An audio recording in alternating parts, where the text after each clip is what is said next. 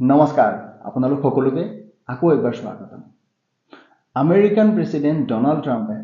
ভাৰতৰ ওপৰত এটা নতুন তাৰিফ আনিব গৈ আছে 500% ইয়াৰ আগতে 50% আনিছিলে 25% ৰেচিপ্ৰকেল আছিলে 25% এক্সট্ৰা কিন্তু এইবাৰ 500% ইয়াৰ ইম্প্যাক্ট কি হ'ব এটো সময়ত দেখা যাব কিন্তু এটো সত্য যে ভাৰতৰ অৰ্থনীতিত ইয়াৰ ইম্প্যাক্ট পৰিব যেহেতু ই এখন বিল হিচাপে পাৰিত কৰা হ'ব ইয়াক সংসদত পাস কৰা হ'ব ইয়াক এটা নাম দিয়া হৈছে এই বিলখনৰ নাম হ'ল স্যাংশনিং ৰাছিয়া এক্ট অফ 2025 এই স্যাংশনিং ৰাছিয়া এক্ট অফ 2025 এই বিলখন যে পাৰিত কৰিব তাৰ বিষয়ে আমেৰিকাৰ এজন সেনেটৰে সোশ্যাল মিডিয়াত পোষ্ট কৰিছিল সেনেটৰ মানে হ'ল আমেৰিকান সাংসদ আমাৰ দেশত যে সাংসদ বুলি যেটো আমি কওঁ আমেৰিকাৰ সাংসদজনক সেনেটৰ বুলি কয় তেওঁৰ নাম হ'ল লিন্ডসে গ্ৰাহাম ডোনাল্ড ট্ৰাম্পৰ এজন খাস পাৰ্টনাৰ আপুনি যদি চাই ডোনাল্ড ট্ৰাম্পৰ ইলেকশন ৰেলীৰ পৰা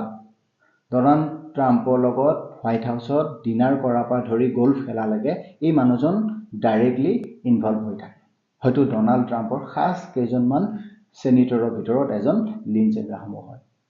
তেওঁ 8 জানুৱাৰীত এই পোষ্টটো সোশ্যাল মিডিয়াত কৰিছিলে যে ডোনাল্ড ট্ৰাম্পৰ লগত বহু ইস্যুজৰ বিষয়ে ডিসকাশন কৰাৰ পিছত তেওঁ গ্ৰীন সিগনেল দিলে যে আমি ৰাছিয়ান স্যাংশন বিলখন পাস কৰিব পাৰিম যাক লৈ পেলে আমি বহু দিন কাম কৰি আছিলো বা ড্ৰাফট কৰি আছিলো এতিয়া ফাইনালি প্ৰেসিডেন্টে পাৰমিশন দিলে আমি ইয়াক লাগু কৰিব পাৰিম আৰু ইয়াক লাগু কৰাৰ কাৰণটো কি যে আজিৰ দিনত পুটিনছ ওয়াৰ মেচিন বুলি যেটো ওয়াৰ্ড তেওঁ ইয়াত মেনশন কৰিছে তাৰ মানে ৰাছিয়া আৰু ইউক্ৰেইনৰ এই যুদ্ধখন যে চলি আছে যত ফিউলিং কৰি আছে কিহৰ কাৰণে যে কম দামত তেল কিনি আছে কোনে কিনি আছে ভাৰত চাইনা আৰু ব্ৰাজিল এই তিনিখন দেশে বেছি পৰিমাণত ৰাছিয়াৰ পৰা অইল পাৰচেজ কৰে ইয়াৰ এটা প্ৰসেস আছে প্ৰসেসটো ইটস লাইক কোনোবাই কৈ দিলে সোশ্যাল মিডিয়া তাৰ পিছদিনা পাই এপ্লাই হ'ব তেনেকুৱা নহয় যেতিয়া ডেমক্ৰেসি থাকে ডেমক্ৰেসিক আপুনি মেইনটেইন কৰিবৰ কাৰণে তাৰ কিছুমান প্ৰসেস থাকে কনস্টিটিউশনাল প্ৰসেস থাকে আমাৰ দেশত যেনেকে মেম্বাৰ অফ পাৰ্লিয়ামেন্ট থাকে লোকসভা আছে ৰাজ্যসভা আছে তাত পাস হ'ব লাগিব তাৰ পিছত ই এক্ট বা বিলটো দেশত লাগু হ'ব ঠিক তেনেদৰে আমেৰিকাত এটা প্ৰসেস আছে বিলখন ড্ৰাফট হ'ব ড্ৰাফট হোৱাৰ পিছত ইয়াক ইন্ট্ৰোডিউস কৰা হ'ব সেনেটৰ বিলাকে সাংসদ বিলাকে পাস কৰিব লাগিব তাৰ পিছত ইয়াৰ হাউস যেটো আছে মেম্বাৰ অফ পাৰ্লিয়ামেন্ট আমাৰ যেনেকে থাকে তেনেদৰে হাউসত পাস হ'ব তাৰ পিছত দেশৰ যিজন প্ৰেসিডেন্ট থাকে তেওঁ ইয়াত সাইন কৰিব আৰু তেতিয়াহে ই এজ এ বিল বা এক্ট ই কাম কৰিব আমেৰিকাটো এইটোৱে প্ৰসেস ইয়াৰ পৰিণাম ভাৰতৰ অৰ্থনীতিত পৰিব yes 100% পৰিব যেটো আমি অলৰেডি দেখা পাইছো আজি যোৱা বছৰ বা 2024 লৈকে যদি আপুনি দেখে যেতিয়াই ইন্ডিয়ান ফৰেন মিনিষ্ট্ৰি থাকে যেতিয়া এই প্ৰশ্নটো সোধা যায় যে আপোনালোকে ৰাছিয়াৰ পৰা অইল কিয় কিনিছে তেওঁলোকে সদায় আনসাৰ দিছিলে যে আমি অইল কিনিছো ফাইন বাট ইউৰোপেওতো ৰাছিয়াৰ পৰা গেছ এনাৰ্জি এইবিলাক কিনি আছে সো আমি কি কৰিছিলো সেফগাৰ্ড মানে জাস্টিফাই কৰিছিলো যে ইউৰোপে যদি কিনিব পাৰে আপোনালোকৰটো এলাই হয় ইউৰোপ আমি কিয় নোৱাৰো ইন্ডিয়ান গভৰ্ণমেণ্টে এটা ৰিপৰ্ট বিচাৰিছিলে দেশত যিমান ৰিফাইনাৰী আছে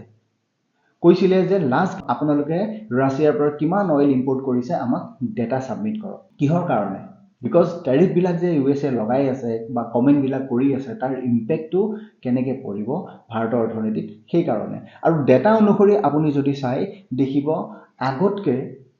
ৰাছিয়াৰ পৰা অইল পাৰচেজ কৰা এই পৰিমাণটো ভাৰতৰ চাওক মই আপোনাৰ সন্মুখত এটা ডেটা প্ৰেজেন্ট কৰিছো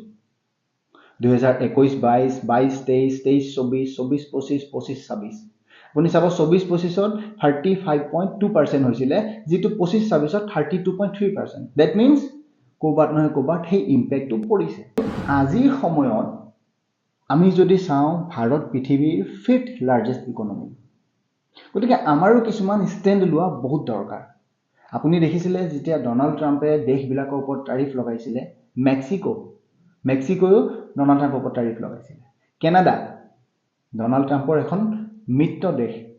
সিও তাৰিফ লগাইছিলে তই মোৰ ওপৰত লগাবি মই তোৰ ওপৰত লগাম গতিকে সময় আহিছে যে ভাৰত চৰকাৰেও ইয়াৰ ওপৰত কিছুমান বোল্ড ডিচিজন ল'ব লাগিব 2024 আৰু 25 বৰ্ষত চাওক top trading partners of India United states of America number 1 আৰু ইউনাইটেড ষ্টেটছ অফ আমেৰিকাৰ কাৰণে আমি নাম্বাৰ 7 ইয়েছ কম বেছি হ'লেও ইম্পেক্ট দুইখন দেশতে পৰিব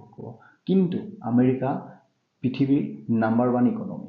আৰু ভাৰত 5th লাৰ্জেষ্ট ইকনমি দুইখন দেশৰ ইকনমিৰ প্ৰভাৱটো ডিফাৰেণ্টলি পৰিব